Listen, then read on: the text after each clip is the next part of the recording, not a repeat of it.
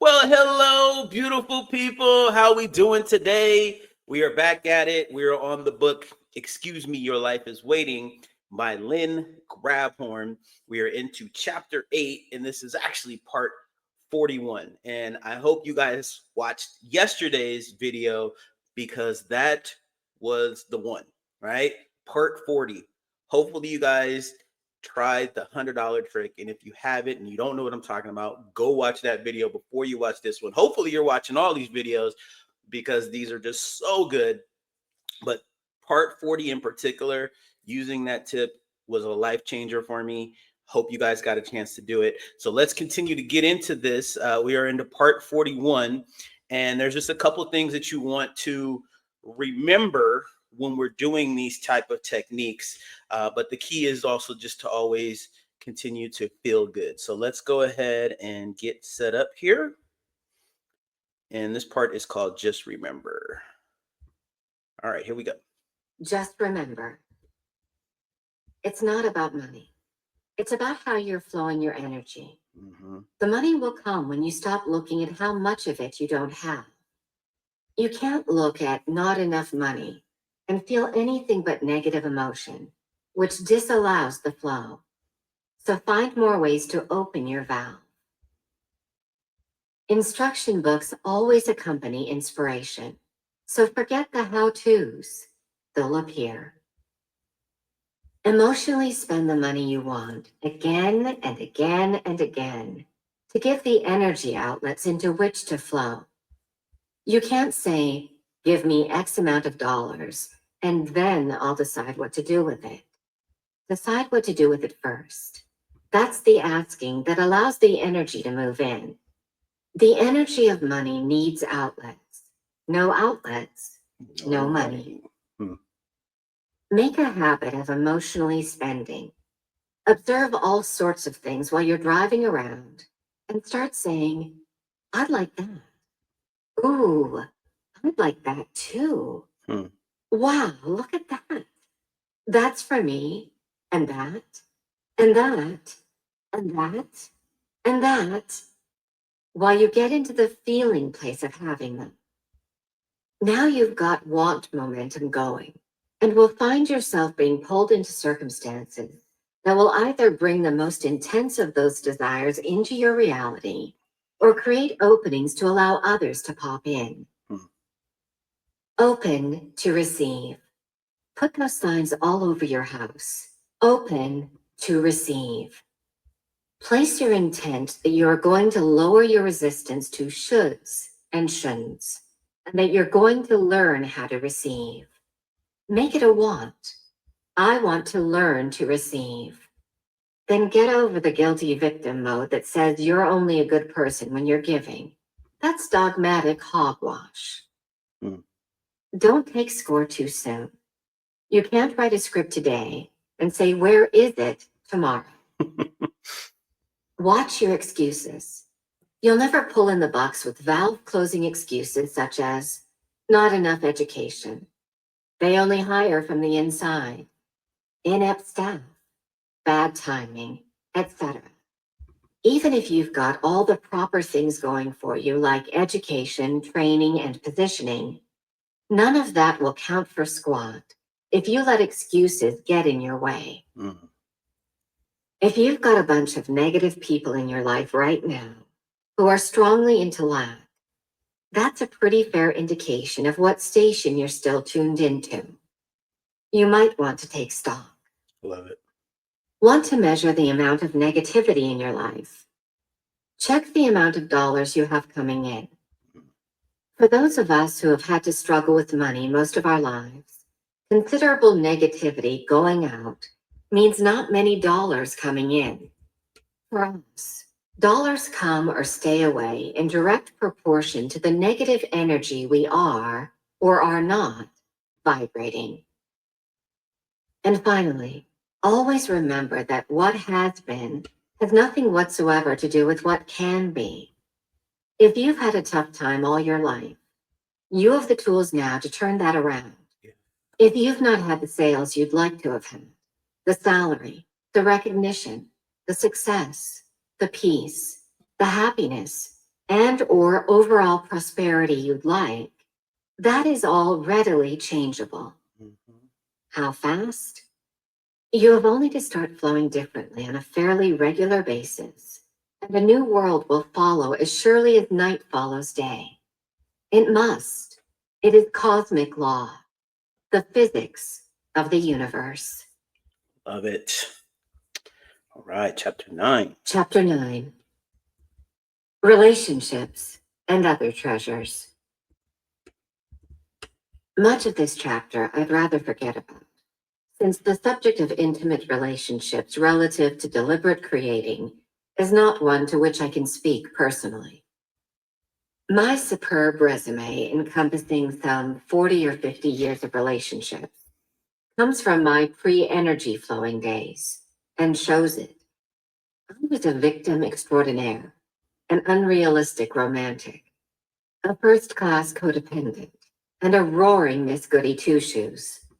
So much for my outstanding track record with relationships. Be that as it may, I'll pass on the basic tenets of creating meaningful relationships through energy flow, as the process is no different from creating anything else. For in truth, anytime we have an alliance, to whatever extent, with anyone or anything, that constitutes a relationship. So here we go. That's very true. It ain't Very the true. dorky habits. Relationships, be they with a spouse, partner, friend, or business associate, are like everything else in our world, about how we are vibrating, period.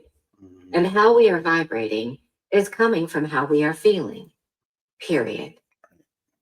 That being the case, it's not going to take a genius to figure out that if we're feeling anything other than at peace with ourselves, as well as totally allowing and appreciative of our partner, good luck, our vibrations are going to be slicing away at that relationship, no matter how much we're convinced that since there's nothing wrong with us, it must be the other guy's fault. If we are verbally or mentally accusing, berating, or disapproving in any way, we are attracting negatively. If we are feeling trapped, ignored, or neglected, unsafe, misunderstood, or shortchanged, we are attracting negatively. Mhm. If we race in to please, rescue, or placate, we are attracting negatively. Wow. And I can already hear them. Yeah, but you don't know my partner. Mhm. Yeah, but how would you feel if you had to live with this one or work with that one? Now, granted, when two people are involved, there are two doing the vibrating, and rarely do those vibrations match. Nonetheless, we are the sole and exclusive creator of our experience, not our partner, not our parents, not even the boss who just got us fired. So, as hard as it may be to swallow, it becomes a matter of looking at our own valve, our own reactions, our own focus, our own energy flow. Because as long as we're glaring somewhere else, past or present, at all the stuff we don't like, not only are we inviting more of the same, we're blocking all the good things we'd like to see in its place. The bottom line is, if our partner, or anyone else who classifies as a relationship, has some dorky little habits that annoy us, don't wants, and we focus on them with even moderately closed valves, all we're doing is perpetuating the dorky habits we'd like to erase because we're holding them in our vibration. And therein lies the cause of every downward spiral of any relationship that ever went sour. The relentless, though surely innocent, attention to disagreeable conditions, no matter how meaningless they may appear to be. As any small, unimportant aggravation begins to snowball into something major from our continued focus and negative energy flow toward it, we'll start to get more of other unpleasant things on that same wavelength, as well as enlarge the petty thing we've been grousing about. That means not only will that infamous toothpaste cap never get put back on the tube, but that very irritation has the potential, with our constant negative focus, to escalate into an unwanted extramarital affair, a fender bender, a layoff, even a divorce. Mm. The worse it gets, the worse it gets. Remember? A constant flow of annoyance over anything will, sooner or later, turn ugly. It must.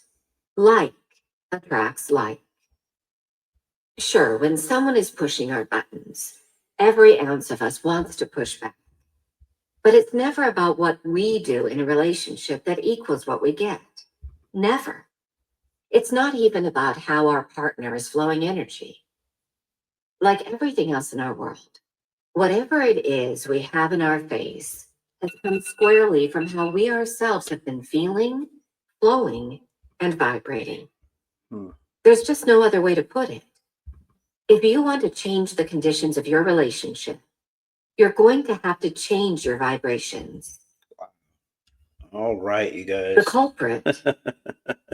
I know we want to continue. I know this is so good. And let me just switch back here. Give me 1 second. All right. I know this is some good stuff, and it's going to get even better because, yeah, it's not just always about the money. This is about being real, well-rounded, peace of mind. And maybe there's a lot of you guys that are single. I know I'm single, and you might want to just glaze over this chapter, but I guarantee you, just like for me, there's definitely something in here, regardless if you're in a relationship or not. So, like she said in the earlier chapters, be open to receive, right? Because you just never know what you find from this information, even though it is talking about relationships, and it goes into great detail and understanding. And even though in my situation, it led to me breaking up with my relationship because of the things that I learned. There's also information in here for people that want to create that stronger bond in their relationship, especially just the most important relationship, which is a relationship with yourself. That's why you want to continue to listen. So this book is so filled with so much great information. I'm so glad that we're doing this. I hope you guys are really enjoying. Pass this on to somebody who might benefit from this. And if you haven't already, make sure that you like and subscribe, comment down below, and hit the notification bell to make sure that you're seeing all my content as I post these things every day.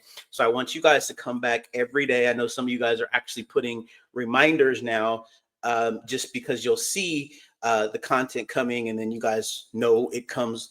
It's actually 8 a.m. Pacific time is the time that I'm shooting for every single day to make sure that that stuff actually premieres.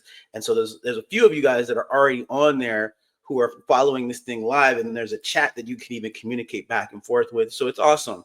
So if you haven't done that, make sure you guys are doing that. And until next time, you guys make it a great day. Take care. Bye-bye.